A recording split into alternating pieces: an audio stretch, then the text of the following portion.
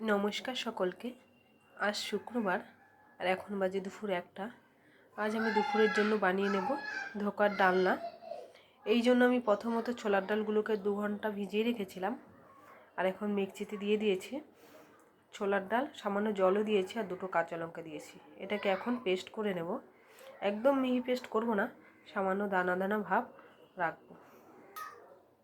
Paste করা হয়ে গেছে। এখন লবণ আর হলুদ দিয়ে ভালোভাবে মিশিয়ে নেব।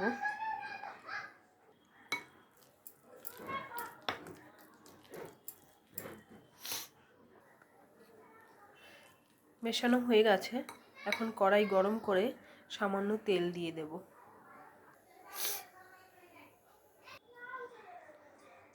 আমি একটি থালাতে সর্ষের তেল নিয়েছি, সেটা এখন মেখে নিচ্ছি।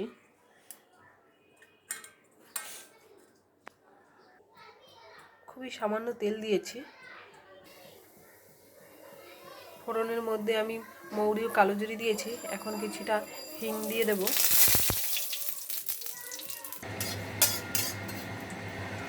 এখন বেটে রাখা ডালগুলো দিয়ে ভালোভাবে একটু নেড়ে চেড়ে নেব।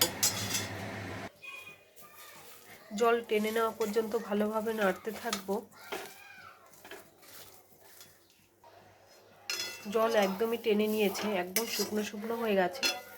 এখন আমি থালার মধ্যে নামিয়ে নেব। যেই থালাতে আমি সর্ষের তেল দিয়ে মেখে রেখেছিলাম সেটাতেই দিয়ে দেব।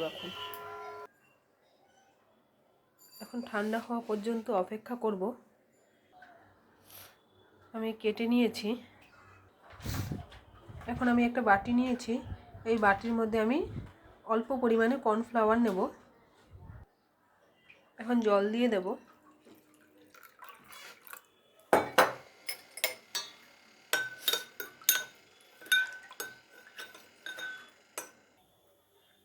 আমি ফ্রাই প্যানটা গরম হতে দিয়েছি। এটার মধ্যে আমি বড়াগুলোকে ভেজে নেব। আমি কড়াইতে সাদা তেল দিয়ে দিয়েছি। তেল গরম হয়ে গেছে।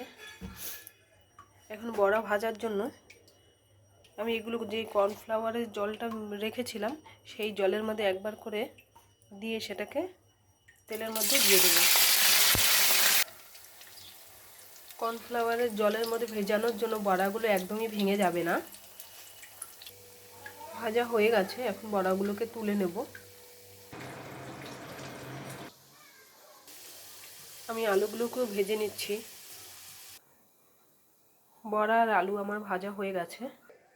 এদিকে আমি কড়াইটা বসিয়ে দিয়েছিলাম গরম হওয়ার জন্য। এখন কড়াইতে তেল দিয়ে দেব। যে তেলটাতে আমি বড়া ভেজেছিলাম ওই তেলটাই দিয়ে দেব।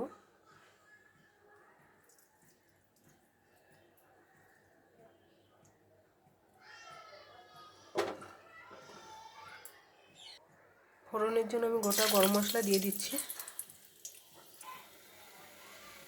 তরকারিটা মিষ্টি হওয়ার জন্য একটু বাতাসা দিয়ে দিচ্ছি।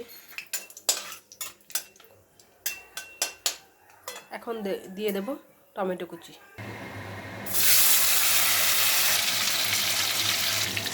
দিয়ে দিচ্ছি লবণ আর আদা পেস্ট, হলুদ গুঁড়ো,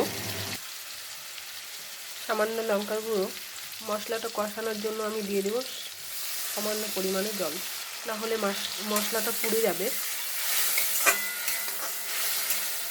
এখন কষাতে থাকবো।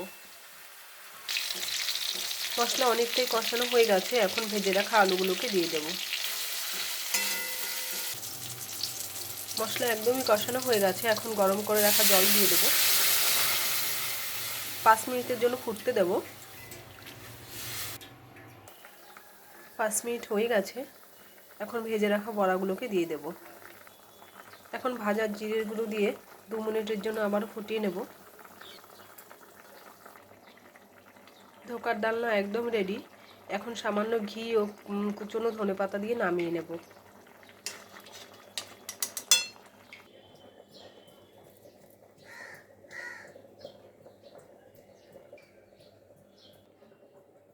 আজকের জন্য ভিডিওটি এই পর্যন্তই। সকলে ভালো থাকবেন, সুস্থ থাকবেন। Tata, bye bye.